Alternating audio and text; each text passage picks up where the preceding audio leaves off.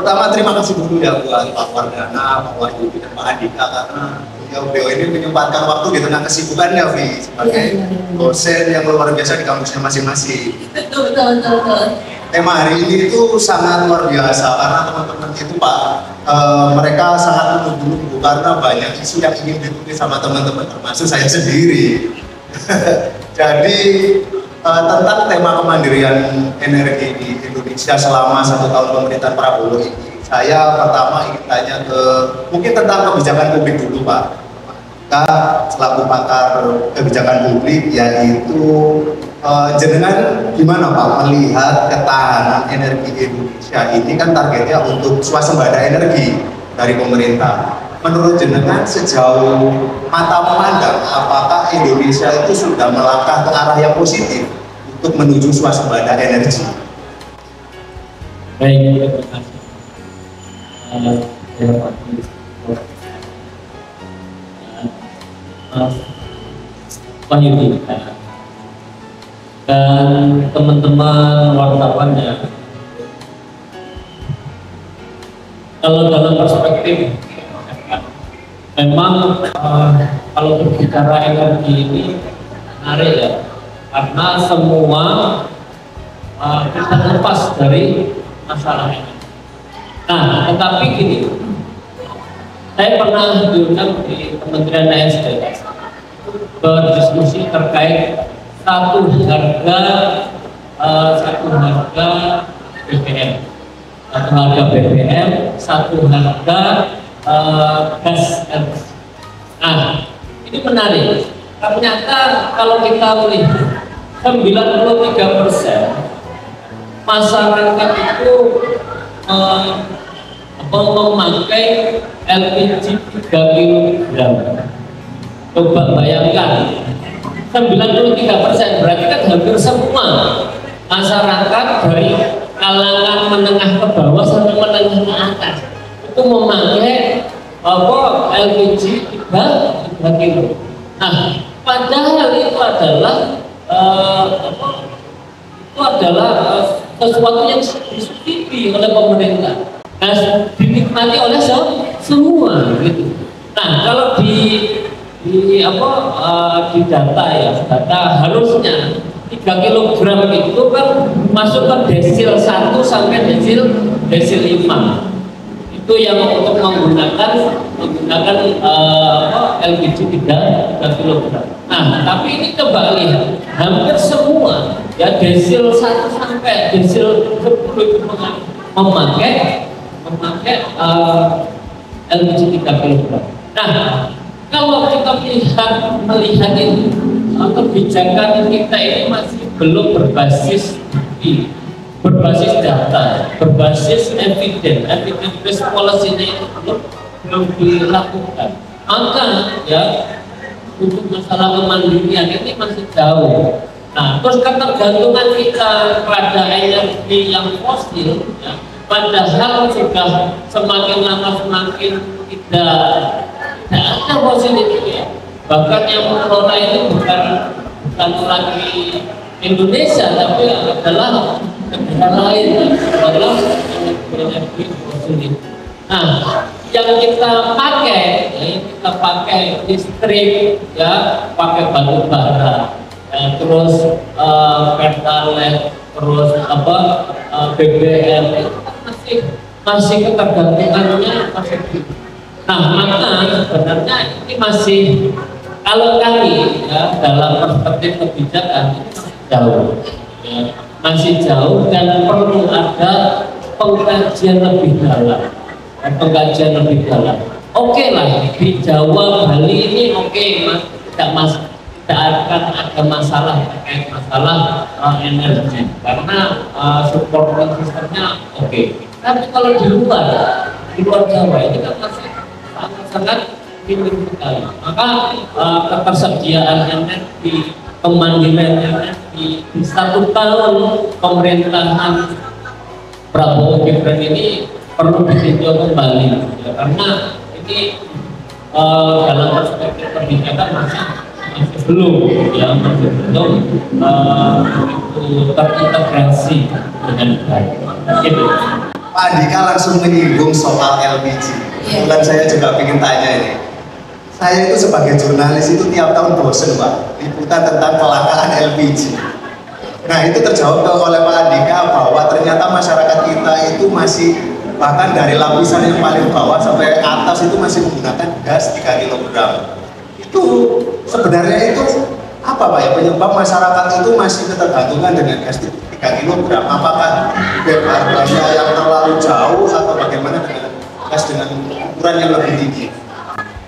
Karena ya kita ini yang misalnya panjenengan pakai mobil Innova, ya Innova, pakainya apa? Pertalite atau Pertamax.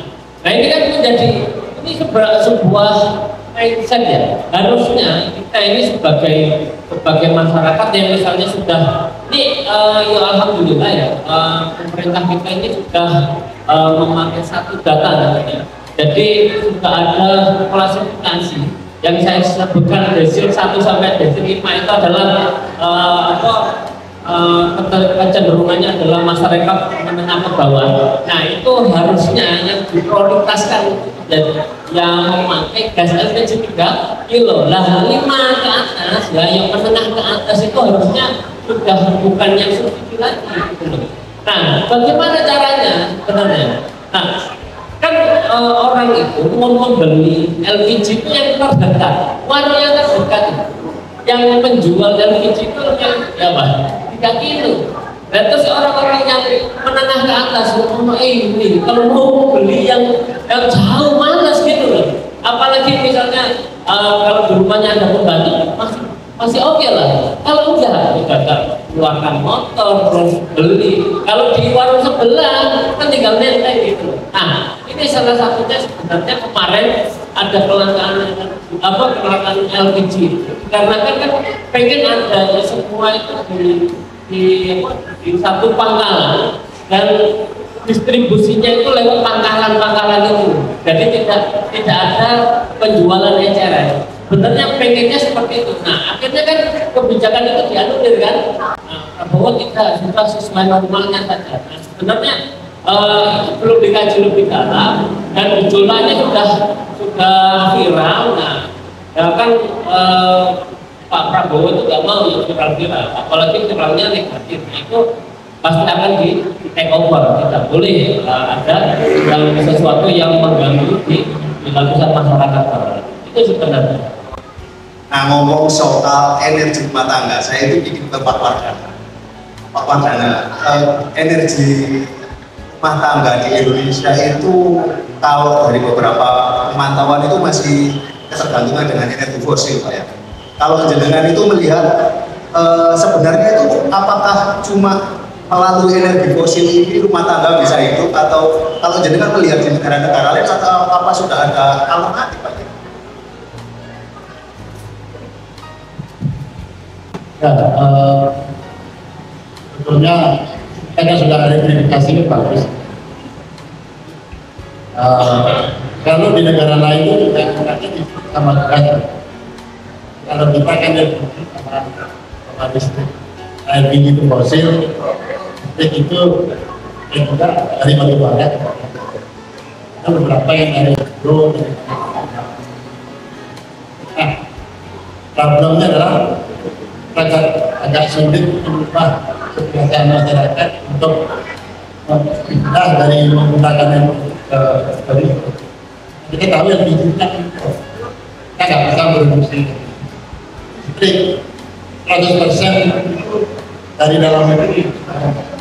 Kalau masyarakat bisa dengan kebijakan tertentu, kita nggak tahu gimana caranya kan dan ini jadi kita caranya memasak itu dari yang misalkan kalau gas itu kan yang penting misalkan kalau goreng itu kan kita lagi listrik. Yang lain kalau banyu, masak, kukus apa ini yang penting. Oh begitu. Nah, yang lainnya yang goreng itu yang harus pakai listrik, pakai itu oke gitu. Nah itu bisa menekan daya energi dan sekali kalau kita mampu. Karena itu masyarakat dikasih peralatan listrik untuk masak, untuk oven, air beralih dari gas ke. Itu problemnya ini, kan listrik itu dan potensi energi listrik. Memang kebiasaan masyarakat tadi itu yang sulit berpindah dari kebiasaan ke listrik. Tapi sebenarnya negara kita mampu Pak ya, maksudnya kalau peralihan ke listrik, beban listrik rumah tangga kan akan meningkat Pak ya. Kalau dari sumber daya negara kita untuk menyediakan listrik itu sebenarnya apakah mampu kali? Ya, sebetulnya potensi listrik kita sangat besar. Kita punya sumber matahari itu sebesar 33.000 juta watt. Memang problemnya kan masangnya di mana itu? Kalau saya masangnya di mana? Dan sekarang baru di Dungan. Dan kita berpikir nanti di pantai utara Jawa dipasang sangat bagus. Yang kita punya geothermal kita nomor 2 terbesar. Memang perlu ada investor karena biayanya. Sekarang yang sedang dijalankan oleh pemerintah kalau waste to energy, jadi sampah-sampah kota ini listrik. Sebetulnya untuk listrik bisa terpenuhi karena PLN di Jawa Timur yang kalian sering datang ke kota ini ya, ke kampus, karena dia sampai tidak bisa membuang karena membangkit listriknya itu berlebih untuk dibuang itu susah karena sebetulnya bisa dibuang-buang. Kemudian di Jawa Barat kita coba yang listrik yang kita pakai kalau kita PLN mendirikan pembangkit listrik kan dia untuk jangka panjang pikirannya, jadi dibuat power yang besar. Nanti ketika ekonomi kita tumbuh ditambah terus artinya listrik Indonesia itu berlebih. Kelebihannya itu di mana? Bingung. Yang di Jawa Barat, yang di Karang, kita sarankan. Saya beri tim saya listrik yang lebih dipakai untuk produksi hidrogen. Hidrogen di bawah apa? Dipakai untuk pabrik itu. Ketika kebutuhan listrik di siang hari melonjak, di stop dulu karena produksi hidrogen. Nah, ketika di malam hari kita industri stop beroperasi, rumah juga nggak ada yang pakai, kita penerangan dipakai listrik kita berlebih. Contohnya PJB Pembangkit Jawa Bali yang ada di Jawa Timur, buang aja sedikit gitu ya, ada yang pakai. Nah, kalau kita bisa mengubah perilaku masyarakat dari memakai LPG, kalau masak telur misalkan merebus nasi itu pakai rice cooker ya, itu nggak gampang sekali. Terus kukus sayur misalkan atau kukus mendok itu ya lebih mudah kalau pakai. Kita nggak tahu jadinya masyarakat belum mau kita gitu ya.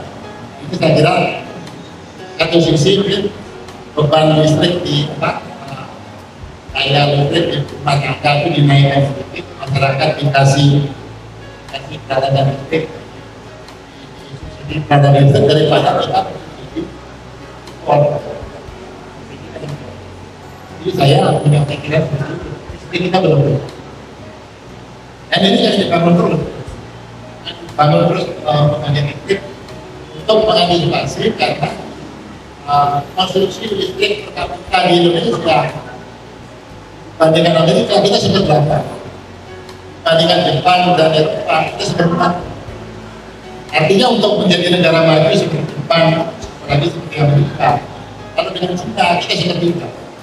Untuk menjadi negara maju, listrik itu harus menjadi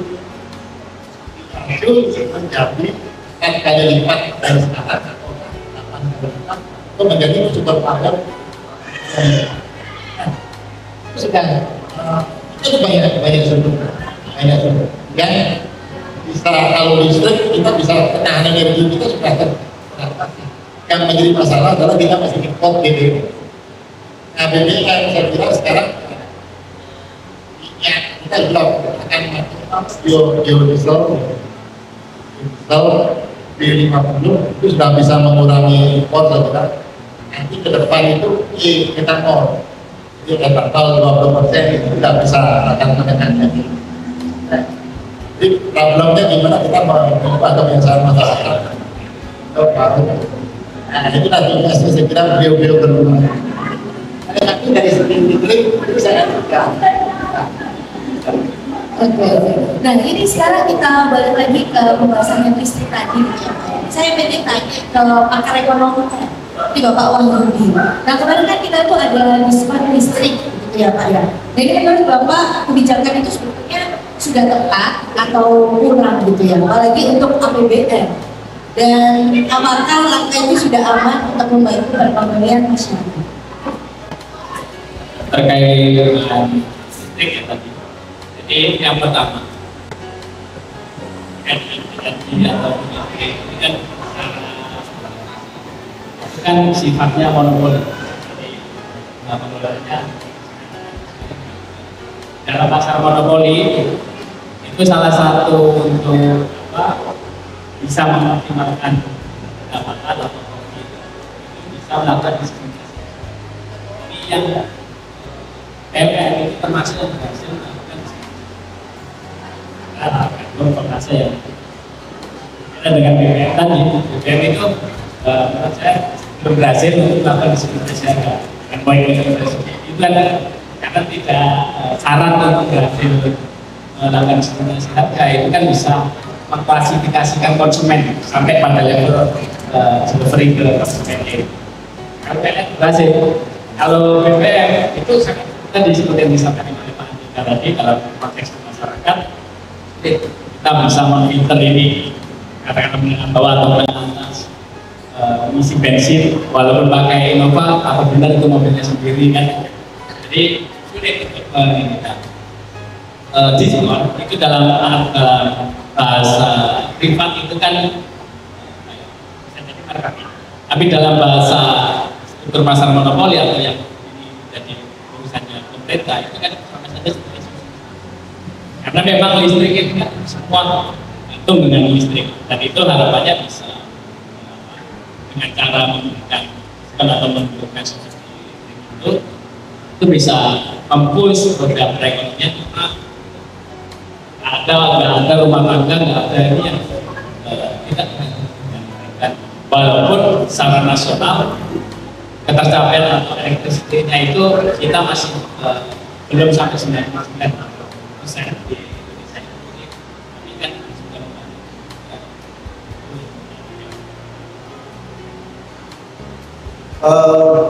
OMD diskon 50% ini kemarin itu kan sempat viral juga Pak ya. Masyarakat itu ternyata kaget di media sosial. Oh, ternyata saya kemarin ternyata diskon ya, sehingga lebih murah. Ternyata keterkejutan dan lainnya itu katakanlah kebijakan 50% itu perlu dilanjutkan nggak sih Pak? Tahun-tahun tentu ini kan kalau dalam perspektif ekonomi kan perspektifnya itu apakah ini nanti menjadi beban APBN. Kalau terus-terusan ini tentu akan menjadi beban lebih dalam struktur BBM, tidak hanya masuk BBM itu kan ketergantungan itu sangat tergantung asing. Misalnya BBM kita itu masih ketergantungan asing, ditambah lagi subsidi semacam kayak diskon tadi, subsidi itu juga cukup besar. Ini tentu menjadi beban negara. Kalau misalnya katakanlah karena strukturnya seperti itu ada gejolak sedikit saja di luar negeri, itu tentu akan berimbas terhadap APBN. Ini lagi-lagi dalam perspektif ekonomi tentu tidak menunjukkan kalau misalnya ini dilakukan terus. Melakukan diskon 50% itu bagian dari cara menenangkan masyarakat atau cara intervensi pemerintah untuk kalau melihat perekonomiannya kok lagi lesu bisa, itu bisa dilakukan. Tapi kalau secara terus itu untuk bukan sesuatu yang menguntungkan bagi APBN. Selanjutnya saya ingin tanya ke Pak Wardana tadi.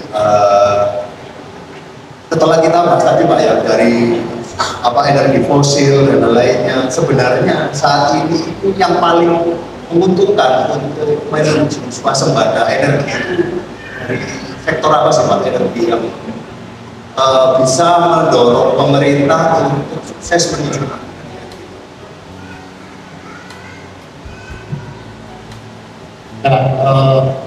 itu kan aktivitas kami masyarakat itu sangat terutama oleh BBM tergantung mobilitas penting untuk perjalanan. Karena BBM kita itu sangat tergantung impor BBM kita itu menyebabkan kalau sedikit ada goncangan harganya kan itu membebani. Oleh karena itu sebetulnya energi itu nggak bisa apa yang paling harus namanya energi itu harus dari segala campur. Ya BBM kita harus tanpa BBM kita harus Jepang itu sangat tergantung. Sementara Indonesia yang membebani BBM itu 80% dari transportasi darat. Oleh karena itu yang karena listrik, BBM, gas, nah listrik kita bisa dari berbagai sumber, matahari, dari batu bara, dari geothermal, dari macam-macam. Nah, sekarang bagaimana menyediakan listrik gejolak, naik turunnya dinamika yang terhadap BBM. Itu pemerintah saya lihat biasanya saya lihat itu akan mengurangi konsumsi BBM dengan cara ada dua yang sudah dilakukan. Yang pertama adalah menciptakan ekosistem baterai kendaraan listrik. Kendaraan listrik itu kan akan pakai BBM. Yang kedua yang baru dilakukan oleh pemerintah Prabowo dan adalah memberi insentif untuk mobil hybrid.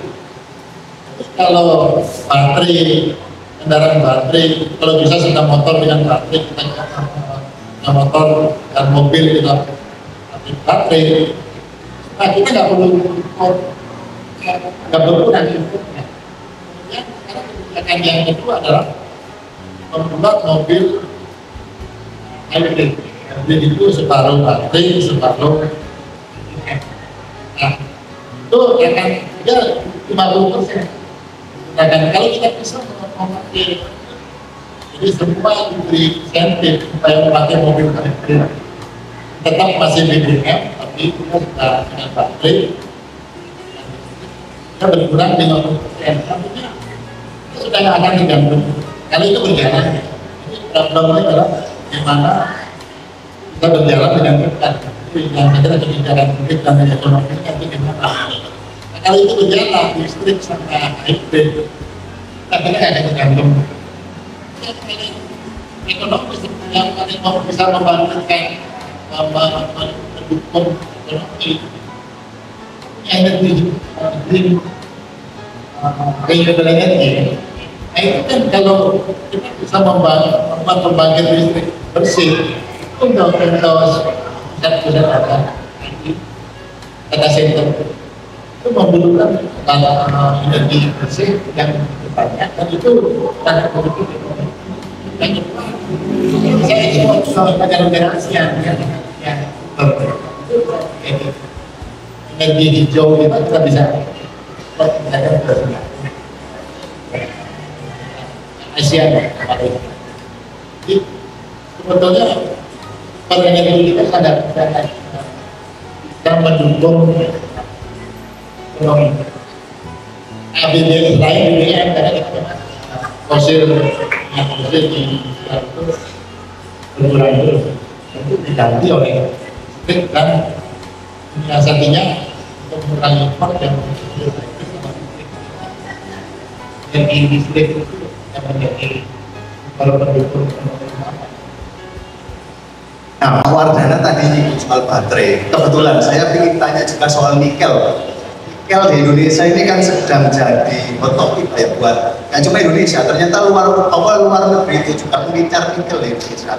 Menurut jenengan itu seberapa potensial sih Pak nikel di Indonesia? Jadi Indonesia itu nikel kita itu kan kita termasuk nikel besar yang besar di dunia. Kita besar dan baterai tanpa nikel itu baterai kita sebenarnya karena dia bisa menampung energi yang besar. Kan problemnya kita nggak punya lithium. Lithium mungkin bisa pergi dari Australia atau dari Amerika.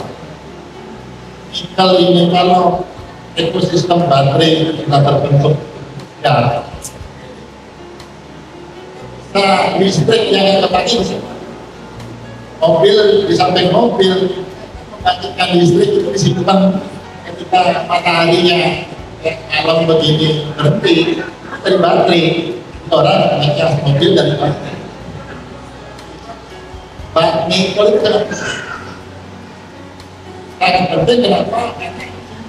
Dia mempunyai industri mobil listrik, dia nggak punya. Kalau makanya apapun yang kita mau minta, nggak boleh buat dia harus di sini. Dia butuh.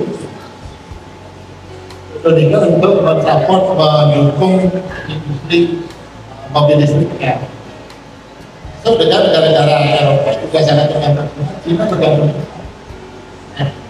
Itu adalah sumber ekonomi terbesar. Soal nikel ini Pak, apakah cuma Indonesia Pak yang punya cadangan paling besar atau negara-negara mana saja sih Pak yang sebenarnya jadi saingan kita untuk produksi nikel ini? Yang besar itu Indonesia tapi tidak banyak. Kalau sudah lithium, kan tidak ada nikel. Indonesia yang paling besar. Karena kita untuk bikin baterai ini perlu lithium, rasanya berdasarkan. Lithiumnya kita beli apa dengan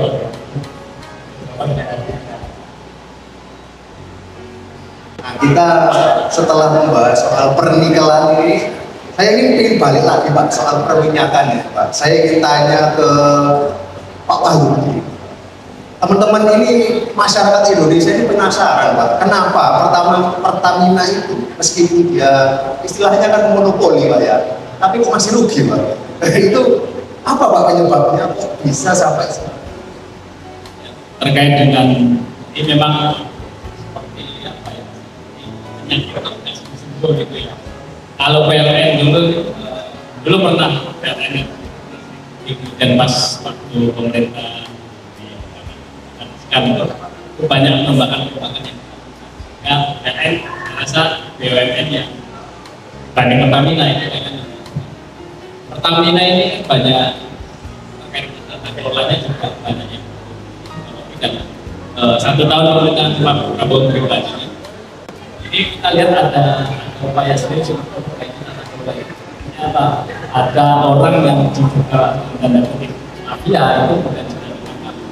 Dan beberapa minggu yang lalu juga dan disampaikan ya berapa potensi kerugian negara akibat kasus korupsi yang terjadi ini jadi penyakit yang bukti 1 tahun Prabowo depan ini serius dalam hal ini karena memang walaupun sebenarnya kalau secara struktur tadi monopoli itu kan idealnya harusnya untung terus gitu ya, cuma terkadang bisa jadi kultur di kita itu akan merasa bahwa itu kemudian nggak mau bersaing.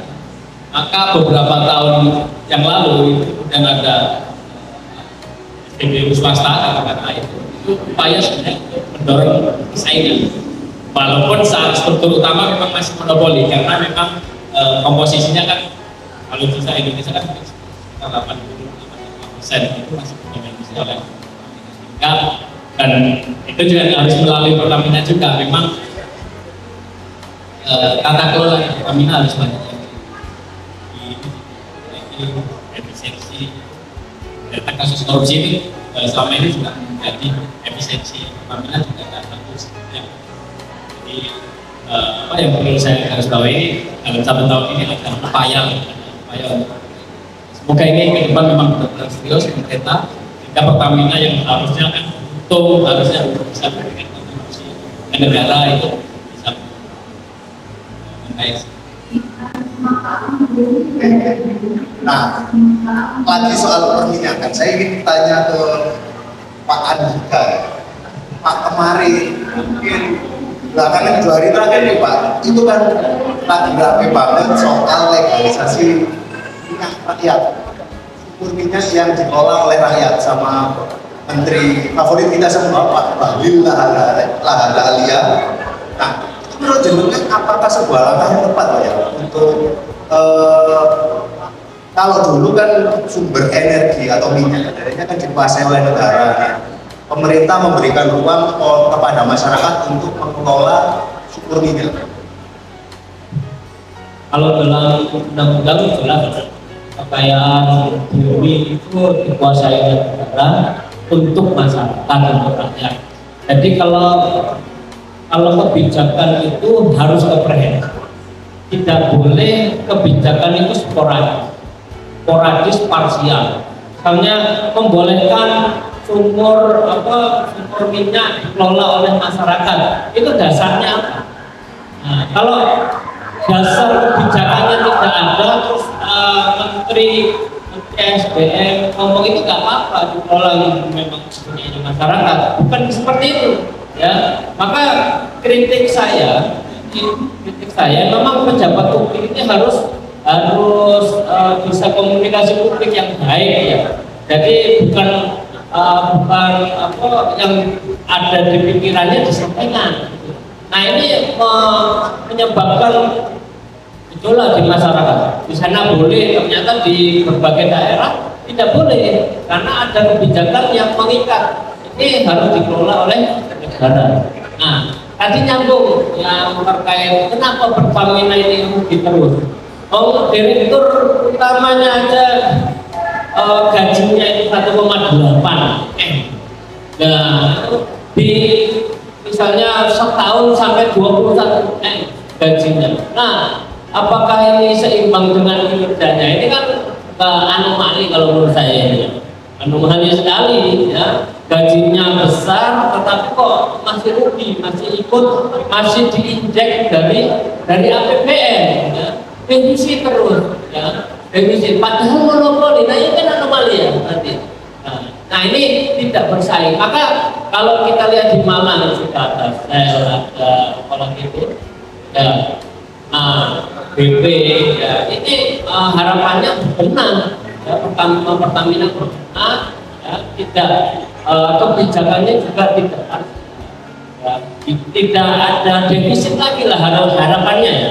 Tata kelola tadi ya, governance-nya itu harus dikelola dengan baik. Nah, maka janjinya ya, awal kan kemandirian energi Prabowo Gibran kan awal sekali pada waktu dilantik ini ada kemandirian. Oke, ambisinya boleh lah, tapi tata kelolanya diperbarui gitu. Jadi misalnya ya, korupsi sampai 900 T bayangkan, itu lolos, itu kemana saja itu?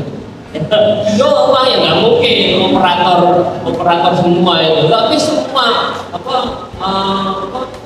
semua akan merasakan. Coba tata kelola. Nah, saya mengapresiasi memang 1 tahun ini melihat bahwa untuk koruptor itu diawasi betul ya. Jadi tata kelola yang ada di pemerintahan Prabowo ini sudah mulai berbenah. Tapi kalau untuk kemandirian ya perlu ditinjau kembali. Saya lihat Pak Andika kayaknya emosi sekali kalau bahas soal Pertamina ini. Saya ingin tanya, Afi, saya sangat penasaran. Pertamina ini kan kadang membuat kebijakan itu kadang memberikan harapan, kadang mengecewakan gitu. Kata apa seperti Pak Andika bilang tadi kan kita sudah menuju langkah yang positif, yaitu menekan para mafia mafia-mafia minyak ya Pak ya. Nah, tapi kadang itu tiba-tiba pemerintah membuat kebijakan melantik apa namanya komisaris yang ternyata loh, kok komisarisnya tidak? Kapan dia kuliah teknik kayak Pak Wadana ini? Kok tiba-tiba ada musisi di sini begitu? Menurut Pak Andika itu apa sih Pak yang terjadi? Kok kadang itu naik turun ya? Kadang kebijakannya itu membuat masyarakat bahagia, kadang juga membuat masyarakat kok senang Pak. Nah, kalau dalam pandangan saya memang tidak ada guidance yang jelas. Ya. Sebenarnya gitu, multi partai itu bagus ya. Kalau dalam kacamata demokrasi. Ya. Tetapi tidak bagusnya kalau misalnya multi partai itu menjadi pemenang pemilu. Nah ini yang akan jadi apa? Jadi masalah. Kan dulu saya dukung Bapak. Apa kontribusi Bapak untuk saya? Nah ini siapa mendapatkan apa? Tidak ada makan siang gratis. Nah ini yang menjadi repot. Jadi repot. Maka kebijakan yang bagus itu sebenarnya mengikis sedikit intervensi politik sebenarnya. Ya, yang ada adalah bagaimana kebijakan itu melihat kebermanfaatan yang lebih luas. Jadi kalau misalnya pejabat publik ya, yang dia tidak memahami terkait masalah energi nih, kalau tema kita energi. Nah harusnya sebenarnya yang diangkat adalah permodalannya gitu loh. Ya, yang paham gitu loh, yang paham tentang masalah kemandirian energi, bukan orang-orang yang sebenarnya tidak paham terkait masalah kebijakan publik kayak nggak paham, terus ngomong asal. Nah misalnya kayak gitu. Ini mohon maaf, ini saya memang cara ngomong saya seperti ini. Nah ini untuk apa? Untuk apa? Untuk mengkritik agar berbenah gitu loh. Nah, agar berbenah, agar ini bukti cinta saya kepada Indonesia ini adalah seperti itu, mengkritik pemerintah. Seru memang ya Pak ya kalau gitu ya. Sekarang saya pengen tanya nih ke Pak Wahyudi, ini soal dampak ekonominya. Ini kan memang sekarang ini kan lagi langka BBM di SPBU swasta gitu Pak. Nah itu apa sih Pak dampaknya untuk masyarakat? Pertama terkait dengan dampak. Jadi masuknya swasta itu kan dalam rangka biar Pertamina itu bisa kita bisa melihat industri swasta itu kan kata persaingan itu akhirnya mereka akan mendorong efisiensi. Jika tidak efisiensi itu maka harga yang tercipta itu akan sangat bersaing dan bagi konsumen ini menguntungkan karena akan harga tertekan. Ketika SPBU swasta itu memang membatasi ya, dan mereka juga kan tetap masuknya ya Pertamina sehingga tadi yang kita bahas di awal itu pertama memang monopoli, akhirnya yang dirugikan sebenarnya itu dari sisi konsumen. Masyarakat itu tidak punya alternatif pilihan. Alternatif pilihan saya dengan budget sekian mau pilih apa itu pilihan itu kelemahan. Tapi dari perspektif negara memang ini menguntungkan kalau Pertamina, cuman tadi garis bawahnya itu ya Pertamina sudah jangan kemudian merasa saya untung maupun rugi ya gajinya besar gitu kan, itu akhirnya apa mindset pengelola akhirnya nggak ada upaya untuk menekan pada titik yang menjadi yang harus di garis bawah ini adalah Pertamina atau BUMN apa aja harus pada efisiensi pada skala ekonomi yang di situ bisa menguntungkan bagi konsumen. Karena memang kalau menurut undang-undang dasar ini kan memang itu kan hal-hal yang masih ada berkurang banyak. Karena di masih ada itu berkurang banyak itu harusnya ya bikinnya pada kesejahteraan konsumen itu. Jadi kita yang nggak sejahtera, kita bingung ya harus gimana. Soalnya kan saya juga relate gitu, pengen ke SPBU swasta gitu. Ternyata kok nggak ada, gitu udah habis. Ya, beloknya ada, yang antrinya panjang gitu. Nah, tadi di tengah pembicaraan, aku jadi ingin tanya lagi soal sumber minyak rakyat tadi ya.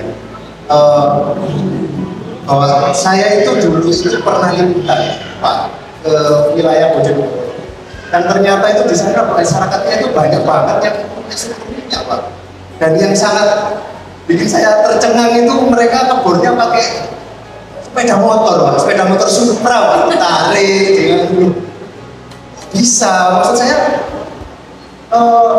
mereka ini kok bisa terfikirkan sejauh itu ya. Jadi saya itu penasaran sama keteknisannya Pak Prof. Wardana ini ya. Apakah sebenarnya itu bagaimana sih Pak masyarakat ini kok bisa menemukan ide kreatif seperti itu Pak? Apakah cara seperti itu aman atau sebenarnya waduh itu sangat membahayakan sekali Pak? Karena saya dunia itu kan ada di dalam produksi. Ketika kita berbuat air, kayak yang satu kalau berbuat air dan berbuat air, yang gimana caranya ya disedot, ya ada di situ imbal. Kalau yang bermodal sedikit kita pakai dengan pergerakannya pakai motor gitu. Jadi antara cara motor yang otomatis itu dengan Supra itu sama. Yang sebetulnya yang mengaturkan itu kan kreativitas orang Indonesia itu. Orang Indonesia itu sangat kreatif karena dia menghadapi masalah. Ya, gitu. Sekarang Inggris kita, Inggris kita itu kan Amerika itu gede-gede kita. Kenapa kita gede Amerika? Karena Inggris kita itu sampai melampaui angka dulu di kita. Jadi orang Indonesia itu sangat yang pertama artinya orang Indonesia diberi tantangan dia intinya dia tinggal bisa pakai gitu ya pakai aja sudah ditarik lagi ini kunci kebenaran yang pertama. Yang kedua itu berbahaya sangat karena perempuan orang Indonesia kan nggak apalagi orang masyarakat di hidupnya nggak paham bahwa minyak itu gampang terbakar. Seperti jadi kecerobohan itu yang perlu tadi pengelolaan itu tidak boleh sembarangan dibebaskan ke masyarakat. Kita harus lewat satu lembaga resmi itu supaya dia punya safety atau sistem keamanan yang baik. Itu harus di-training. Kalau tidak nanti ya betul saja. Jadi pom bensin aja sering berdos gitu ya. Jadi kecerobohan orang kita karena dia nggak mahal. Misalkan orang di pom bensin dia rokoknya disembunyikan gitu. Disembunyikan atau uangnya bensin itu ya nggak peduli gitu kita akan menggunakan. Dia terbakar. Ya, kenapa terbakar? Karena minyak fosil umumnya kalau yang muat babnya itu bercampur dengan mata.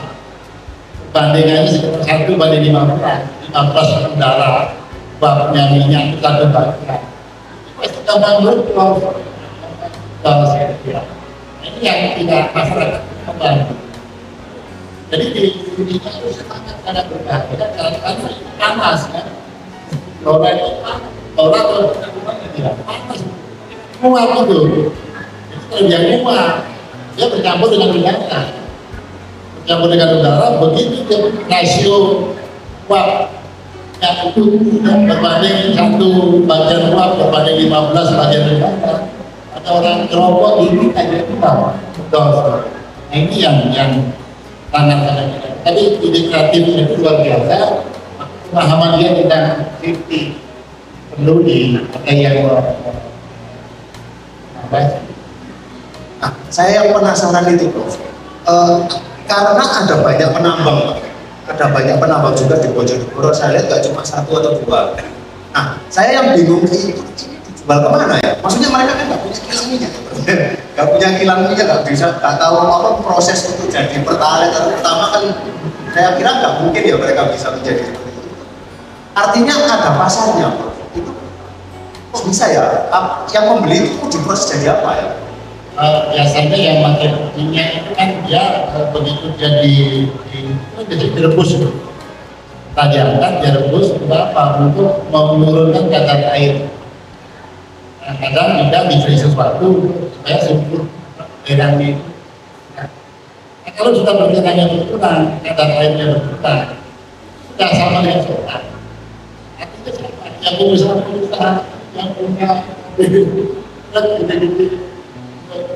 yang ini dan cara seperti ini.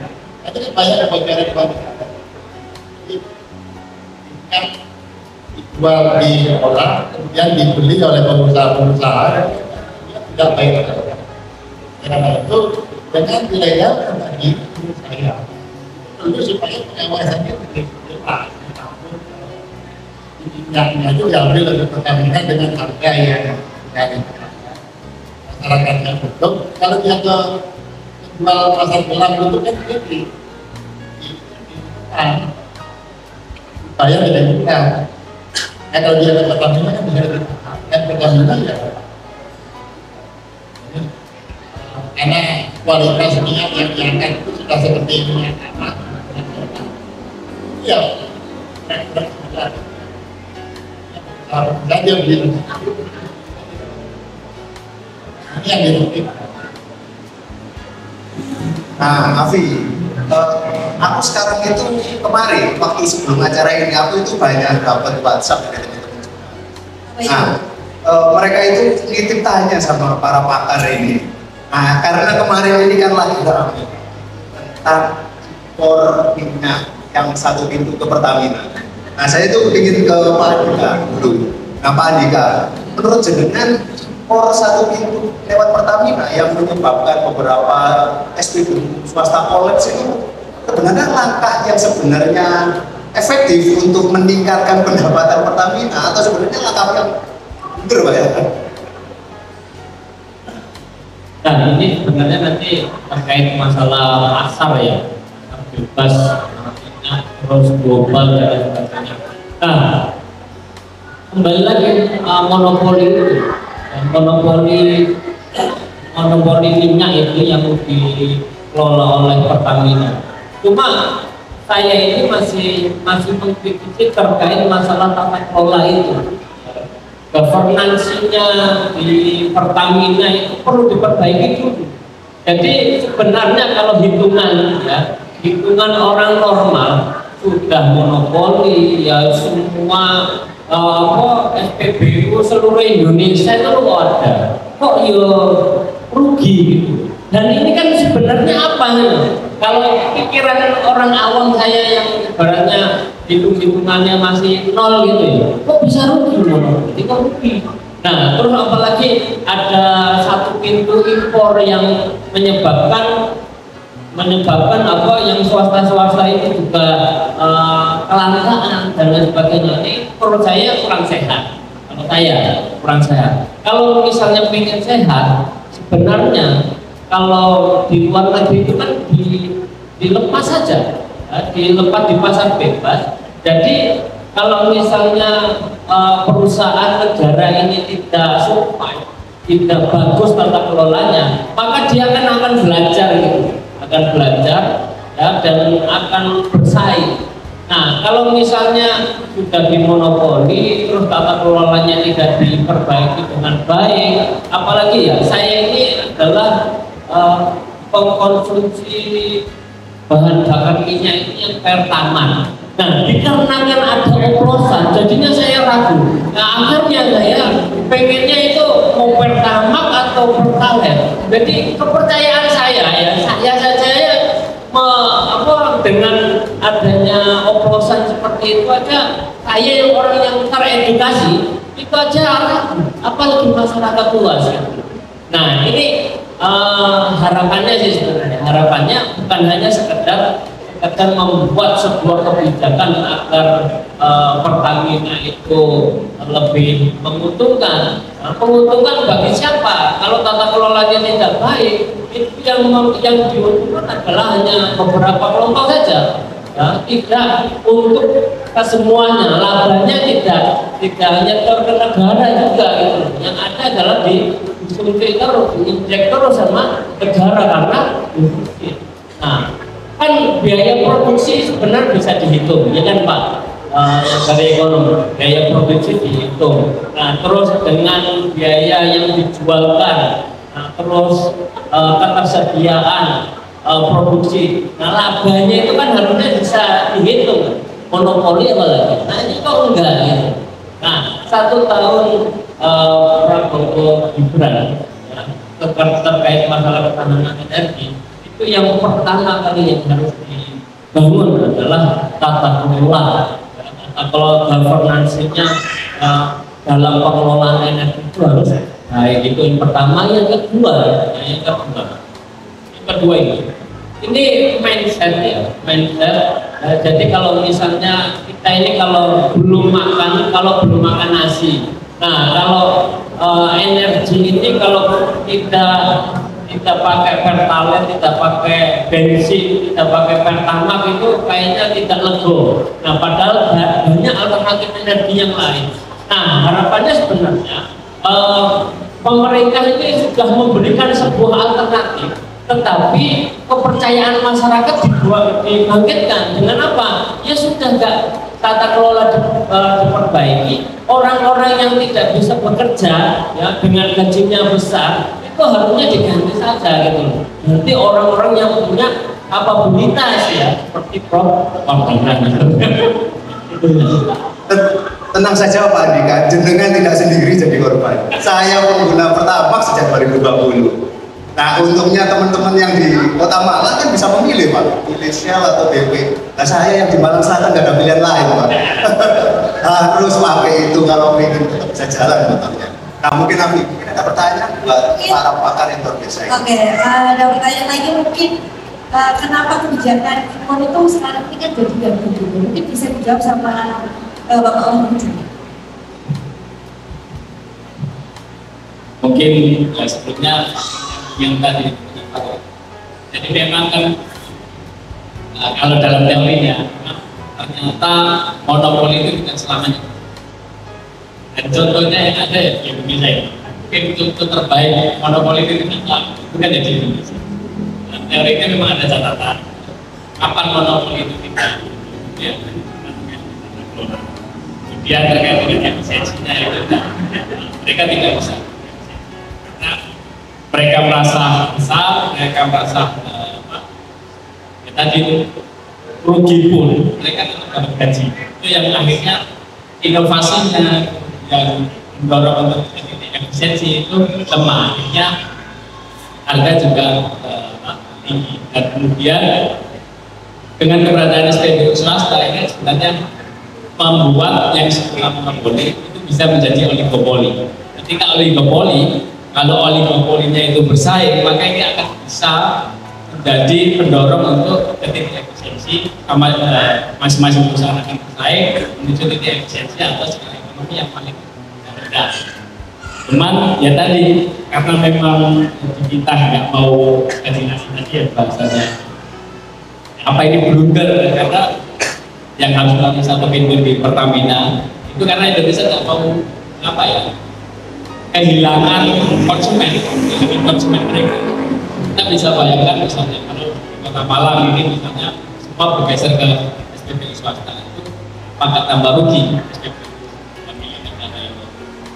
Itu yang kita turun rembuk juga tadi ya. Kemudian terkait dengan impor yang tadi yang ketika saya singgung tadi awal bahwa ketergantungan kita sangat tinggi. Dan ini selama bertahun-tahun kita merdeka, ternyata ketergantungan kita terhadap energi atau impor tadi itu sangat tinggi. Dan ini rentannya tadi kalau di negara luar itu konflik global itu tidak membuka struktur APBN kita, karena kita juga masih menerapkan subsidi. Kemudian Kalau nanti potensinya mungkin Prof. Ratna yang bisa. Kira-kira kalau tidak impor itu apakah memungkinkan energi kita itu bisa memenuhi untuk warga kita sendiri, masyarakat kita sendiri. Kalau konsep hilirisasi yang digaungkan pada awal kita perlu kita tunggu realisasinya. Seperti apa nanti harapannya bisa tercapai hilirisasi energi? Itu yang bisa saya tambahkan. Saya itu juga ingin tanya ke Pak Andika soal SPBU swasta ini. Kok masyarakat itu sekarang malah kesal Pak ya kalau SPBU swasta itu tutup? Kan aneh Pak ya, maksudnya itu kan sebuah perusahaan swasta milik asing lagi. Nah kok malah tidak mensupport SPBU milik negara, nasionalisme ya gimana Pak? Apakah memang kepercayaan masyarakat itu sudah sangat rendah sekali Pak ya ke Pertamina, dan apakah bisa Pak ya Pertamina itu kembalikan kepercayaan masyarakatnya sendiri akan SPBU-nya sendiri? Nggak bisa sebenarnya, nggak bisa. Kalau misalnya harganya itu bersaing, apalagi lebih murah, terus pelayanannya juga baik. Kalau di SPBU swasta itu kan, coba bayangkan pelayanannya selamat siang, terus apa yang miliknya mana, gitu kan ya. Nah kalau di SPBU kita berapa? Yang ketemu. Nah ini kan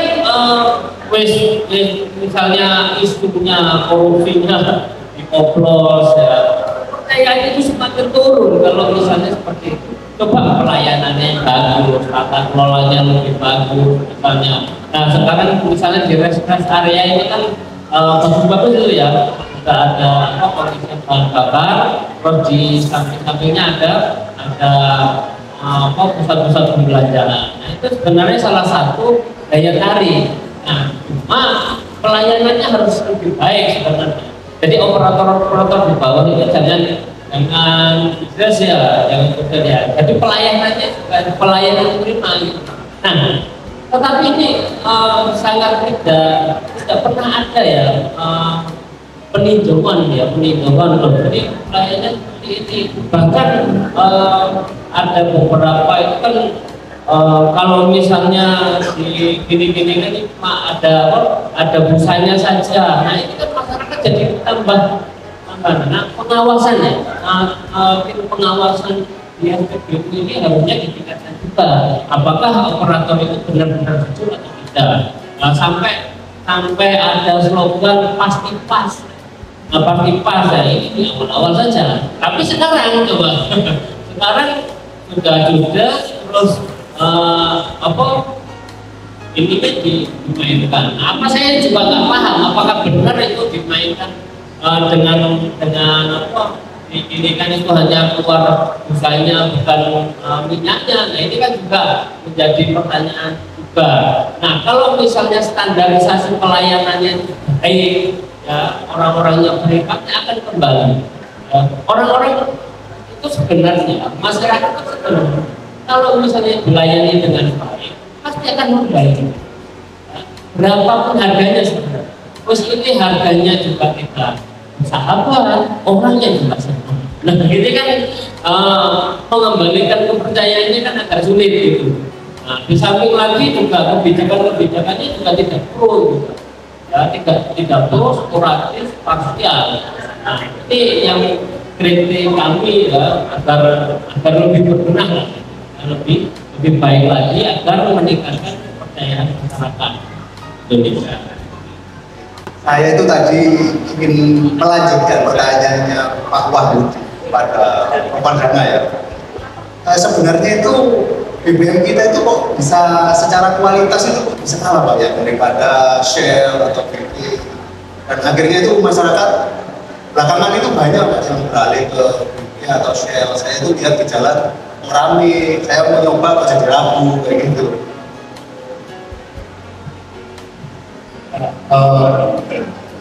Bahan bakar itu kan bahan dasarnya inherent.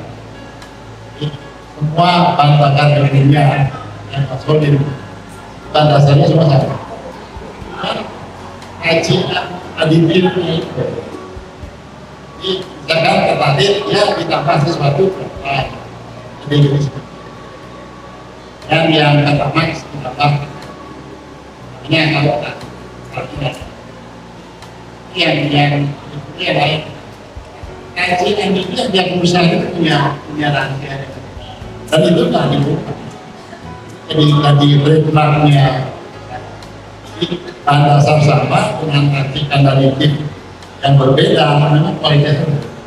Nah, kenapa masyarakat kita nggak percaya? Karena bahasa yang dipakai itu kajian itu tapi bahasanya oplos. Jadi memang oplos gitu ya. Tambahkan itu oplos yang masuk ke yang asing pun oplos gitu. Sudah oleh softwarenya itu oplos sama ganti. Nah, orang nggak percaya. Betulnya rakyat itu gitu. Hanya masing-masing itu yang berbeda. Nah, karena pemilihan kata oplosan itu semua bahan bakar dioplos di seluruh dunia. Istilahnya di komposisinya itu diatur untuk mendapatkan sesuai dengan speknya. Sekarang kenapa tertarik? Karena mesin-mesin zaman dulu itu ya, yang tekanan dalam mesin itu jadi semakin baru mesinnya semakin kecil, tekanannya semakin naik. Makanya kalau kita punya mobil yang bagus itu harus beli mesin yang tinggi pertama gitu ya, kalau nggak bisa. Karena dia meledos sebelum, jadi semakin dia semakin dia turun, semakin mudah, tertarik. Itu kalau dipakai mesin yang bagus, Nova misalnya, itu di dalam mesin itu ada total ya. Itu dia tekan, sebelum dia tekan sudah meledos. Akhirnya begitu. Dia meledos sebelum kakinya. Karena kalau bahan bakar yang semakin mahal, dia semakin tergerak itu ada sama aja sebenarnya masing-masing. Apa yang kedua saya kenapa sedikit, kenapa harus monopoli? Ini sebetulnya sih kata malah penting karena ini itu strategi. Begitu kita diembargo, dan sistem pertahanan kita, TNI kita tidak seperti TNI terbang kita bertempur, seperti oleh karena itu menjaga kemungkinan kita diembargo oleh Tuhan, maka itu dipegang oleh negara. Mungkin olah kesannya, karena itu untuk menghindari andaikan terjadi sesuatu. Dan Jepang dulu kenapa dia Indonesia menjajah kita? Karena dia diembargo oleh Amerika. 80% minyaknya impor dari Amerika. Oleh karena itu, karena dia nyerang kemana-mana, oleh Amerika diembargo. Nah, dia bingung. Mana dia nyarinya di Indonesia? Dari Indonesia kan ada Belanda, benar-benar layu, ternyata tinggal itu Jerman dia baru. Karena Jerman dia baru, dia punya batu bara, dia batu baranya jadi minyak. Nah kita harus bisa minum-minum batu baranya jadi minyak. Dia bisa menyerang lagi, yang pertama siapa? Polandia, kode-kode duit batu bara. Ini masalah defense juga, masalah pertahanan keamanan juga sangat terganggu. Oleh karena itu, saya kira perlu pertahanan negara di situ untuk keamanan. Jadi perkara tadi keuntungan dan sebagainya itu memang perlu sekali penting. Prof, saya itu punya pertanyaan nomor 2 paling banyak di request sama teman-teman jurnalis itu soal etanol. Kemarin itu etanol kan sangat gencar, membelah masyarakat. Ada yang bilang berbahaya buat mesin, ada yang bilang aman-aman aja, kok jual lebih malah lebih banyak kandungannya. Sebenarnya itu gimana Prof? Kita butuh literasi. Sebenarnya itu menurut jenengan itu sebenarnya berbahaya nggak sih etanol? Yang pertama, memang etanol agak bersifat Islam orang. Dia akan mengandung hidroksil. yang nyerap air. Karena nyerap air, air itu masuk ke kalau dalam jumlah besar. Kalau dalam jumlah sedikit, justru dia menaikkan kekalahan. Misalnya, bahan bakar yang kualitas paling rendah tertarik kita kasih alkohol, dia justru jadi kualitasnya jadi lebih bagus. Karena dia ada oktannya naik, dia menaikkan kekalahan. Dalam jumlah yang 5% sampai 30% itu justru meningkatkan kualitas dari bahan bakar. Mungkin itu memang ada kalau dia sampai banyak memang ada sedikit efisiensinya tidak mudah. Nah, buktinya kami di Brawijaya sudah melakukan riset zaman tahun 80 kita diberi dana oleh Pak Bibi dengan BPD untuk meneliti gasohol bensin dicampur 20% alkohol. Kita beri nama itu gasohol.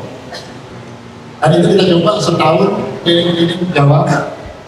Nah, apa-apa, dia justru meningkatkan kualitas. Tarikan yang itu juga yang karena dia menyerap air itu terbakar. Artinya ditahan-tahan tidak terbakar sampai tekanan yang tinggi. Dayanya sedikit. Kalau sampai 30% hasil eksperimen sampai 30% juga masih bagus. Mungkin kalau sudah sampai lebih hasil sampai 80%, itu perlu sedikit ada apa di pompa bakar. Itu setelahnya di coating itu tahan korosif. Coating sedikit, dia tidak sangat korosif. Apa dilapisi sesuatu, tidak kalau sampai 30%.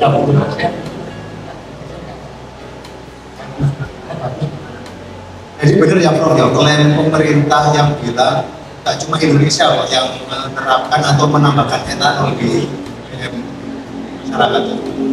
Ya benar. Jadi hampir semua negara untuk meningkatkan kualitas bahan bakar ada satu ini ya. Ini kenapa tidak semua negara? Karena produksi mereka nggak punya lahan untuk menanam tebu, menanam banyak etanol itu kan dari tebu, dari pohon, dari kasava. Mereka nggak punya lahan kayak di Eropa. Ada jantung, dan jantung ini kan sedikit menghasilkan. Jantung kan lebih baik dibanding popcorn dari makan. Nah kalau berhasil, sampai 85%, caranya luas. Dia pakai alkohol dari banyak dia impor fosil. Nah, kita pakai itu sebetulnya bagus dengan terlanjur. Kalau 30% justru efisiensinya itu meningkat dari 30 menjadi hampir. Nah, ini yang perlu kita tahu siapa yang harus sertakan. Tentu ada orang yang menyampaikan yang ini ya, ada yang ngerti dan ada yang menerjemahkan ke bahasanya. Negara itu seperti itu. Tidak publik, ekonomi tidak harus. Dari itu kaitannya dengan kata-kata. Energi dipasok sebesar-besarnya, masyarakat ini bisa beraktivitas dengan berpuasa. Ini ekonomi kaitannya lebih ekonomi. Karena sekarang kebijakan publik untuk meyakinkan kepada masyarakat ya di tingkat tiga itu saja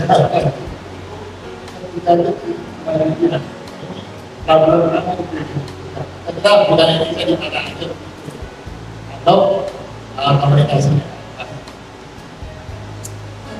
Nah mungkin ini pertanyaan terakhir dari kami sebelum nanti ada sesi tanya jawab gitu ya. Mungkin Prof bisa jawab, ada nggak sih gitu ya energi baru yang potensial? Ya sebetulnya kita yang paling besar sekitar 40% geothermal itu ada di Indonesia, 40% di Indonesia itu ada di Indonesia. Dan itu uangnya mau terus saja dipakai kita punya banyak gunung. Nah ini uang yang ini bisa muter turbin jadi listrik gratis. Yang perlu duit itu kan gimana menyalurkan itu salurannya perlu duit, turbinnya perlu duit. Jadi investasi awalnya ya begitu investasinya jadi gratis selamanya, gratis. Itu sangat potensial geothermal. Yang lainnya adalah matahari. 3.000 gigawatt itu potensinya. Problemnya adalah ya itu matahari gratis, tapi untuk beli solar cell ini ya yang perlu modal awal. Itu yang pertama. Yang kedua, tempatnya di mana? Kalau ditaruh solar cell kan tertutup. Ini yang dilakukan oleh PLN kan diambungkan di apa namanya? Diambungkan.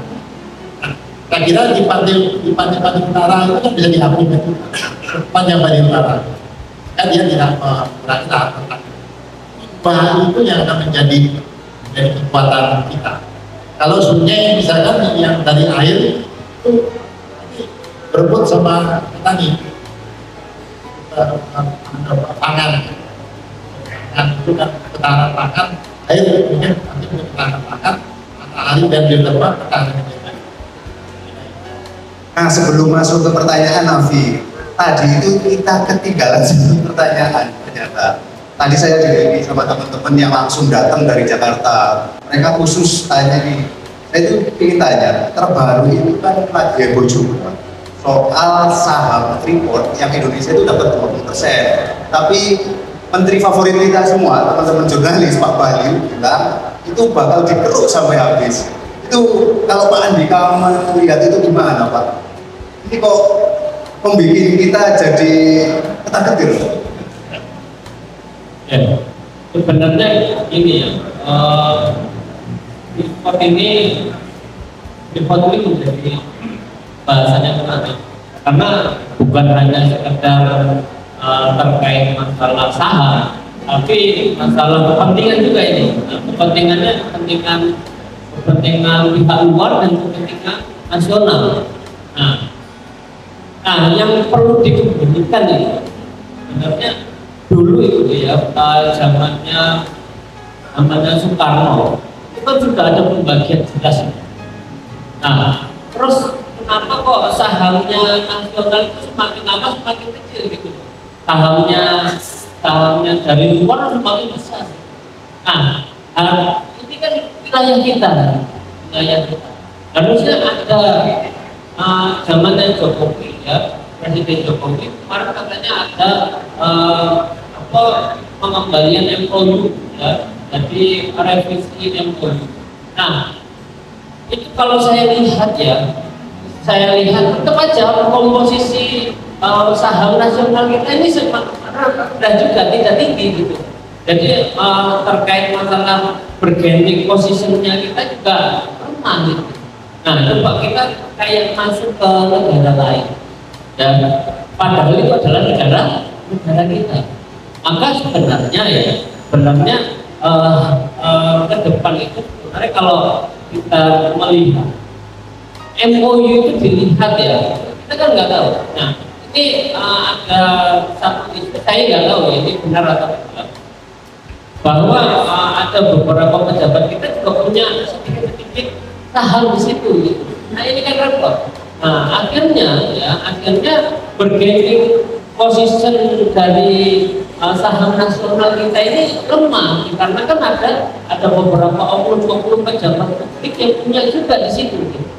Nah ini makanya perlu ditertibkan. Nah, apakah nanti ke depan pemerintahannya Prabowo ini bisa menertibkan ini semua? atau jangan-jangan ini kita malah menjadi budak di negara kita sendiri. Ini yang menurut saya ini perlu di warning ya, perlu di warning. Bahkan energi ini ya, harapannya energi itu bukan sekarang ya, tetapi juga itu berkeberlanjutan. Jangan sampai ya anak cucu kita itu nggak tahu namanya, loh anak saya aja nggak tahu loh punya tanah ya. Terus nanti anak cucu kita nggak tahu namanya Pertalite, terus apa Pertama, terus emas itu nggak tahu nanti ya. Oh Freeport itu punyanya tahu, punyanya Amerika, padahal itu adalah punya kita. Nah ini jangan sampai mindset kita ini sekarang ya, ketahanan energi itu sekarang untuk panjang sebenarnya untuk anak cucu kita. Kayak sebenarnya itu sebenarnya yang perlu di highlight adalah ayolah kita tertibkan. Jadi oknum-oknum yang notabene punya saham-saham di sana ya kembalikanlah ke negara. Jadi bisa dikelola negara untuk cadangan emas. Nah sekarang coba harga emas itu tinggi ya, cadangan emas kita berapa? Nah ini kan menjadi pertanyaan. Kita punya tambang emas tapi cadangan emas kita ini sangat rendah sekali gitu. Nah ini kan menjadi pertanyaan. Nah coba di Jepang punya cadangan emas yang besar, cadangan minyak padahal tidak punya tambang minyak. Nah ini berpikir sustainable gitu. Jadi bukan berpikir sekarang. Nah kalau sekarang ini kan mohon maaf, pejabat kita ini berpikir untuk sekarang. Saya pada waktu menjabat mendapatkan apa? Ya, bukan untuk bagaimana kesejahteraan masyarakat, untuk kedepannya anak kita. Betul.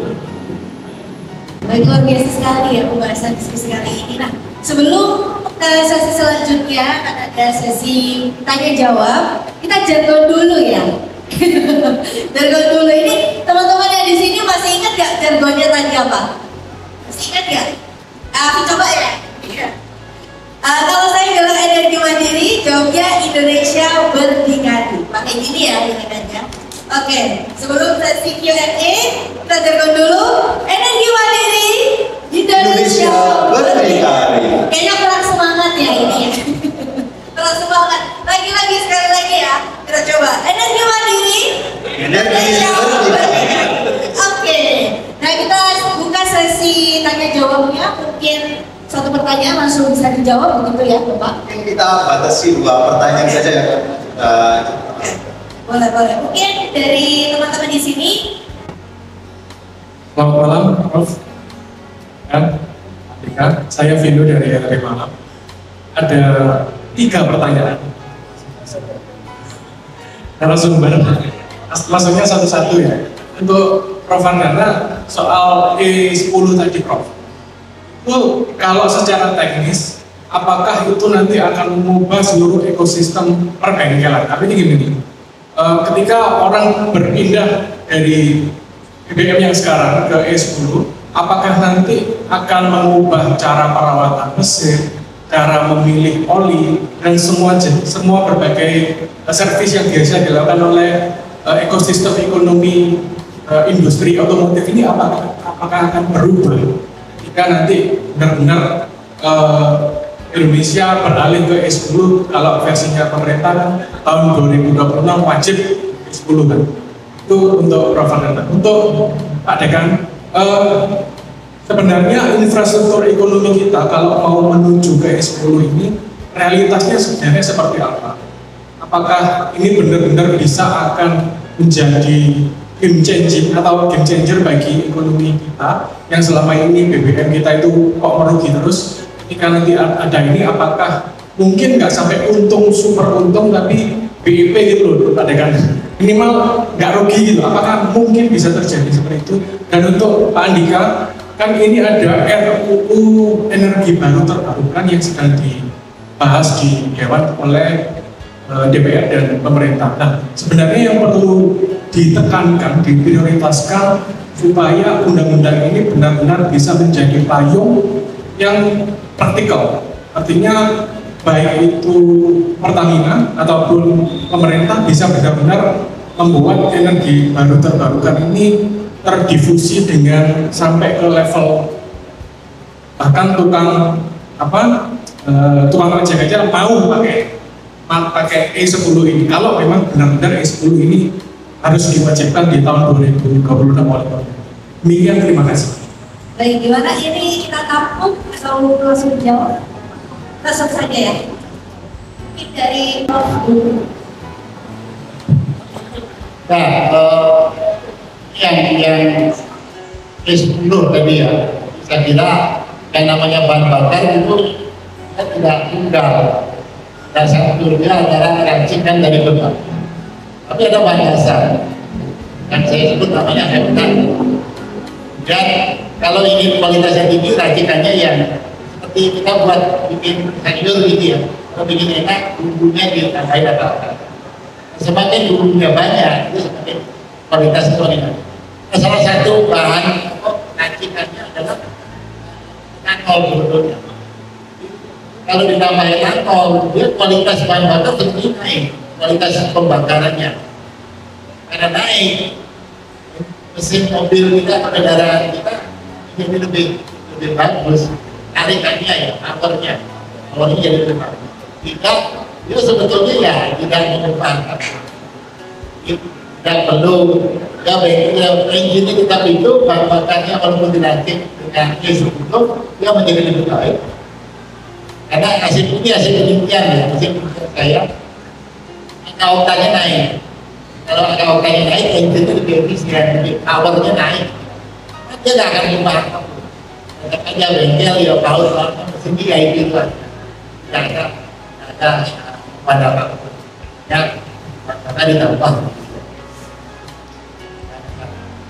Gimana Mas? Kepada kamu. Boleh mungkin dilanjutkan sama Pak Wahyu. Terkait dengan kondisi seperti kita ya. Pertama ini terkait dengan mekanisme penentuan di kita ini di Indonesia ini sebenarnya juga kita bahwa ada kandungan transformasi sehingga gejolak di luar negeri itu tentu akan pada penentuan harga di kita ini tidak mengikuti mekanisme pasar sebelumnya. Ketika katakanlah harga dunia itu naik, terkadang di kita itu belum tentu itu naik karena ada kebijakan harga yang kita stabilitas dan ada subsidi yang kemudian bisa selain dari efisiensi tadi yang bisa menjadi atau Pertamina ini akan split untuk bisa mencapai keuntungan maksimum. Nah, harganya tidak bisa tidak bisa serta merta dia monopoli, tidak bisa saja menentukan harga sendiri. Itu tidak bisa. Nah, ada kebijakan subsidi dan ada kebijakan menjaga stabilitas harga lainnya karena BBM ini kan jadi ujung tombak yang bisa mempengaruhi harga-harga yang lain itu yang kemudian tidak bisa mencapai keuntungan maksimum, tapi yang diharapkan itu tentu tidak merugi. Apa harus rugi tadi yang ada masalah efisiensi, ada masalah tata. Kemudian bicara tentang infrastruktur ekonomi, Indonesia ini luas sekali. Indonesia luas sekali dan infrastrukturnya tidak terlalu. Ketika kita sejak pemerintahan Jokowi itu kan ada kebijakan satu harga dan sampai pada di Papua pun harga BBM-nya sama. Sehingga ini tentu praktek-praktek di luar yang dalam tanda kutip moral hazard. Karena dirasa itu infrastrukturnya tidak memadai, akhirnya banyak pengusaha-pengusaha lokal itu yang ambil dulu dan dijual di pasar jauh lebih besar dibandingkan harga standarnya. Di SPBU-nya memang harga normal, harga sama, tapi itu kemudian sering langka. Karena apa? Pengusaha-pengusaha lokal, pengusaha BBM lokal itu beli dulu, kemudian dijual dengan harga yang jauh lebih mahal. Ini tantangan besar pemerintahan kita dan Indonesia terkait infrastruktur itu memang tidak bisa sama seperti Jawa semua, seperti Malang semua. Ini yang harus dipikirkan logistiknya, kemudian proses pendistribusiannya ini yang kemudian tidak merata, maka harus ada infrastruktur.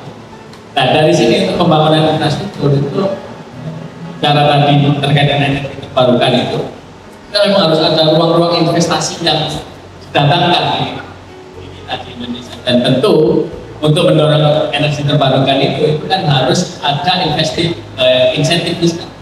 Karena memang kan besar seperti yang disampaikan Pak Pradana tadi, untuk membangun itu yang perlu dipikirkan insentif fiskal, dan tentu memang kita tidak bisa menutup mata, menutup investasi asing. Cuman persoalannya itu bagaimana impact dari keberadaan investasi asing. Apakah kemudian itu seterusnya seperti kasus Freeport itu masa berpuluh-puluh tahun itu Pak hanya sebatas investasi asing, duit asing, tapi tidak ada transfer knowledge di sini, tidak ada transfer skill, sehingga kita seakan-akan sulit lepas. Nah, ini yang perlu dipikirkan. Keberadaan investasi asing itu harusnya bisa mendorong adanya transfer of knowledge, transfer skill untuk masyarakat sekitar, sehingga ketergantungan kita terhadap asing bisa pelan-pelan untuk bisa kita lepas. Baik, apa ada tanggapan? Cukup. Selanjutnya mungkin bisa dijawab. Baik, menyambung pada Pak Yudi. Jadi terkait RUU energi terbarukan itu yang penting adalah masyarakat itu ya, kalau dalam ilmu sosial, masyarakat itu kalau misalnya merasa nyaman, terus ada benefitnya, ya, keuntungan untuk masyarakat pasti akan mendukung. Itu yang pertama, ya. Nah, yang perlu ditekankan adalah untuk energi terbarukan ini adalah jangan sampai ada kelangkaan. Itu harus dihitung betul, karena antara Jawa dan luar Jawa itu tadi nyambung, infrastrukturnya, aksesibilitasnya, dan disparitasnya itu juga berbeda gitu. Kalau di Jawa nggak masalah lah, nanti ibaratnya masuk dan lain sebagainya, infrastrukturnya sudah oke. Tapi kalau sudah menuju ke luar Jawa, nanti perlu dihitung juga gitu. Apakah misalnya nanti ada satu harga tadi, memang itu kebijakan Pak Jokowi, bahkan sekarang juga meninjau pakai satu harga, biaya transportasi ke sana, ya. Kalau naik kapal itu bisa berhari-hari, naik pesawat juga mahal misalnya kayak gitu. Nah, ini kan perlu ada integrasi ya, integrated ya, polusinya harus jelas. Jadi RUU itu boleh dibuat untuk menjadi sebuah alternatif energi. Ya, alternatif itu perlu disosialisasikan kepada masyarakat. Jangan seperti ini. Kalau pengen menghilangkan bensin, masyarakat tidak mengkonsumsi bahan bakar bensin ya pada waktu itu. Bensin kan premium. Langka, terus ada pertalite. Nah, nanti untuk menghilangkan pertalite, langka pertalite harus memakai pertamax. Jangan seperti itulah, ya. Jadi kelangkaan untuk mengalihkan konsentrasi masyarakat ke yang satunya, jangan seperti itu. Nah, ini membuat apa? Membuat masyarakat paling ujung-ujungnya nanti naiknya di tengah malam, ya, naik harganya tengah malam. Bahkan sekarang kenaikan BBM itu kita nggak tahu, ya, naik 200, naik 100 itu kita tidak tahu. Nah, dikarenakan ada persaingan tadi, ya, tidak monopoli lagi, maka kita bisa melihat pelayanannya itu mulai berbenah ya sekarang, walaupun belum signifikan. Nah, RUU yang energi terbarukan itu harapannya sebenarnya bisa memberikan gambaran yang baik pada masyarakat, karena nanti ujung-ujungnya masyarakat yang konsumsi. Ya, kalau masyarakat tidak dipahamkan bahwa ini adalah energi alternatif yang bisa dipakai, ada manfaatnya, ya, terus masyarakat itu juga nyaman, ya. Itu ya ada proses yang panjang. Jangan kebijakan itu sudah didok terus diimplementasikan tanpa ada sosialisasi. Nah, itu yang menurut saya akan terjadi gap ya antara negara dengan masyarakat. Nah, ini tidak baik, tidak sehat ya menurut saya dalam rangka. Baik, terima kasih. Apakah sudah cukup, Mas? Cukup. Baik, pertanyaan selanjutnya dari Mas yang di ujung sana.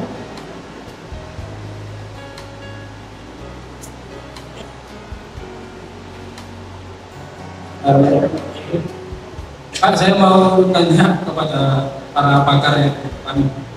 Presiden Prabowo kan baru saja ini Pak ya, menetapkan Perpres nomor 109 tahun 2025 tentang energi terbarukan berbasis teknologi ramah lingkungan, pengelolaan sampah gitu Pak ya. Nah, katanya kebijakan ini menandai angka besar pengelolaan sampah nasional sistem yang modern dan berkelanjutan. Nah, nantinya hasil dari listrik dalam pengelolaan sampah itu akan dibeli oleh PLN. Mungkin ini untuk menyambut era penggunaan kendaraan listrik. Tetapi tantangannya adalah dalam Perpres ini kan harus daerah yang metropolitan yang memiliki kapasitas sampahnya itu 1.000 ton. Mantap Pak, ada knalpot bro. Nah, oke, saya lanjutkan. Nah, itu kan artinya tidak bisa diterapkan secara meluas. Jangankan di luar Jawa, di Jawa saja itu akan kesulitan. Contohnya di Kota Malang itu kapasitas sampahnya itu 700 sekian ton per hari. Artinya Kota Malang tidak memenuhi syarat untuk menjalankan Perpres tadi itu. Nah, bagaimana Pak? Pandangan para pakar melihat situasi seperti ini? Kemudian bagaimana ini kan tentu saja butuh SDM, SDK dan lain sebagainya. Bagaimana Indonesia menapaki jalan panjang menuju peraturan presiden yang baru saja ditetapkan oleh Pak Prabowo? Oke, terima kasih Pak. Baik, terima kasih Mas. Mungkin bisa dijawab oleh ketiga pakar langsung mungkin dari Pak. Oke, Pak Adi dulu. Ya, kalau saya dalam perspektif kebijakan, saya memandang terlalu terburu-buru karena sampah ini perilaku masyarakat membuang sampah saja belum selesai. Batu aja sampai TPA-nya ditutup ya, terus ada beberapa daerah itu bencana masalah sampah. Nah, artinya gini, kalau misalnya energi terbarukan dan alternatif, maka sebenarnya ya perilaku masyarakat dalam membuang sampah, memilah sampah saja ini harusnya diperbaiki dulu. Ini kan ada undang-undangnya juga dalam pengelolaan sampah ya, bahkan pengelolaan sampah itu yang terbanyak itu ada di rumah tangga. Nah, di rumah tangga itu belum selesai. Nah, bagaimana kita memikirkan energi alternatif dari sampah ya? Ini yang kalau menurut saya dalam kacamata komprehensivitas kebijakan ini menurut saya terlalu terburu-buru. Nah, sebenarnya yang ada dulu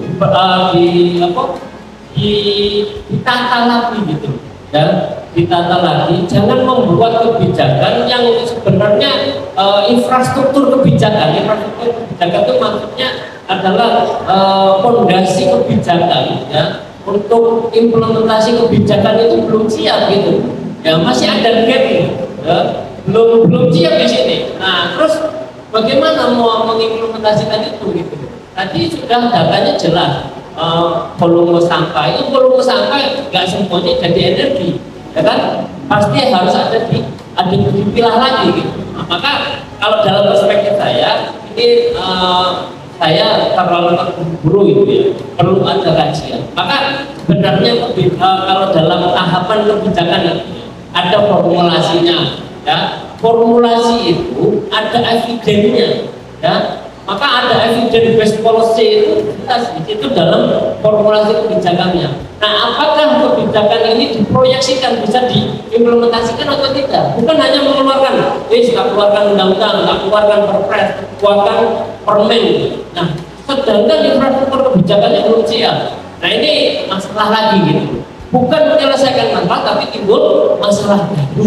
ya bagaimana mengimplementasikan bingung, ya orang-orang di daerah juga bingung, terus orang yang dari kementerian yang ditunjuk sebagai leading sektornya juga bingung. Nah makanya tidak semudah itu dalam membuat sebuah kebijakan. Perlu ada kajian, ya perlu ada evidence apakah proyeksi kebijakannya harus disiapkan sedemikian rupa. Mungkin itu kalau dari saya, ya kritiknya sih. Mungkin menambahkan sedikit saja terkait dengan penggunaan energi ramah lingkungan. Pertama, secara empiris negara sedang berkembang itu kontribusi terhadap kerusakan lingkungan jauh lebih besar dibandingkan dengan negara. Nah, ini kan menunjukkan bahwa perilaku mayoritas negara-negara sedang berkembang itu masih mendukung ke arah sana. Seperti tadi contoh terkait dengan sampah misalnya. Memilah sampah itu di level rumah tangga itu masih belum clear atau belum selesai tadi bahasanya Pak. Karena masih banyak masyarakat kita, rumah tangga kita itu nggak mau ribet. Kalau ini kemudian lari ke tahap berikutnya di TPA, biaya untuk memilah sampah itu bisa jadi lebih besar. Kalau itu mau digunakan untuk energi atau lain. Kemudian yang berikutnya terkait dengan penggunaan energi ramah lingkungan katakanlah mobil misalnya. Infrastruktur kita tadi yang disampaikan juga artinya bahwa infrastruktur kita belum cukup. Mungkin kalau Malang Kota saja bisa saja dengan cepat kemudian diimplementasikan. Tapi ketika berbicara Indonesia itu tidak hanya berbicara Jawa, tidak hanya berbicara Surabaya, Jakarta atau Malang, tapi kan kita konteksnya jauh lebih luas. Dan itu untuk diimplementasikan sepertinya kalau dalam kurun waktu 1-2 tahun itu masih lama dan butuh waktu yang mungkin 10 tahun pun juga masih belum memungkinkan untuk bisa direalisasikan. Nah, tapi itu sebagai langkah ini untuk energi yang berkelanjutan dan yang ramah lingkungan itu bisa kita mulai dari awal. Mungkin sedikit berbeda dengan Pak Andika. Pak Andika kan harus disiapkan dulu. Kalau saya ini ya lebih baik ya di start dulu, dimulai nanti sambil dibenahi seperti itu. Ya, sebetulnya di negara maju sampah itu sudah biasa ya, diolah jadi listrik. Problemnya mereka kan pemisahan sampah itu sudah bagus. Tapi kalau saya dari segi teknis itu sampah itu memang ramah lingkungan, energi hijau, karena dia berasal dari bahan organik dari rumah tangga. Jadi satu sisi kalau dia tidak diolah jadi energi, dia itu menjadi masalah di TPA. Baunya, kemudian bakteri yang muncul di situ, itu masyarakat sekitarnya bisa keracunan. Ya, belum lagi baunya metan. Nah, metan itu kalau dibiarkan dia menjadi gas rumah kaca. Pemanasan global, kalau dia biarkan bakterinya makan sampah, kemudian dia menghasilkan metan, metannya terbang, kan menjadi pemanasan global. Oleh karena itu air diolah yang saya lihat di Kepanjen, mungkin kalau ibu dan bapak sekalian mau lihat di Kepanjen itu metannya diambil, metannya disalurkan ke pipa-pipa, bisa jadi untuk menghidupkan genser, memasak di masyarakat sekitarnya. Nah sekarang karena dia jadi problem, bakteri banyak berkembang, bahkan bisa mengeluarkan gas rumah kaca. Jadi satu-satunya jalan terbaik ya dibakar untuk menjadi listrik. Ini yang paling mudah. Nah, kalau saya melihatnya sih daripada dia memunculkan masalah di pembuangan akhir, tempat pembuangan akhir, namanya dibakar jadi listrik. Memang laksanaannya mungkin betul di kota-kota besar itu seperti Jakarta, Surabaya, Semarang, dan Pasar itu sudah besar. Tapi bagi daerah-daerah yang ada kota-kota kecil ini mungkin masih belum. Ya harus dikumpulkan beberapa sampah untuk dijadikan. Jadi terus saya jauh lebih bagus diolah menjadi listrik daripada dibiarkan dia memotori polusi ke lingkungan. Itu bagi saya sebagai orang teknik, kan, dia ada jauh bermanfaat dan aman bagi masyarakat di lingkungan. Jadi yang intinya itu beracun gasnya yang akan membuat masyarakat di sekitar ini sakit. Karena itu kalau saya sih mungkin nanti sama dijadikan listrik, nanti kebijakannya yang ditata dengan baik. Itu dari saya bagi ini. Baik, Mas, apakah ada tanggapan? Cukup? Oh, cukup. Baik. Terima kasih banyak untuk Prof dan juga Mas Pak sudah hadir di diskusi kita sore sampai malam ya ini. Terima kasih juga tadi, mohon maaf untuk menunggu karena menunggu teman-teman juga yang hadir. Untuk sesi selanjutnya kita ada sesi foto, mungkin bisa maju ke depan kita foto bersama.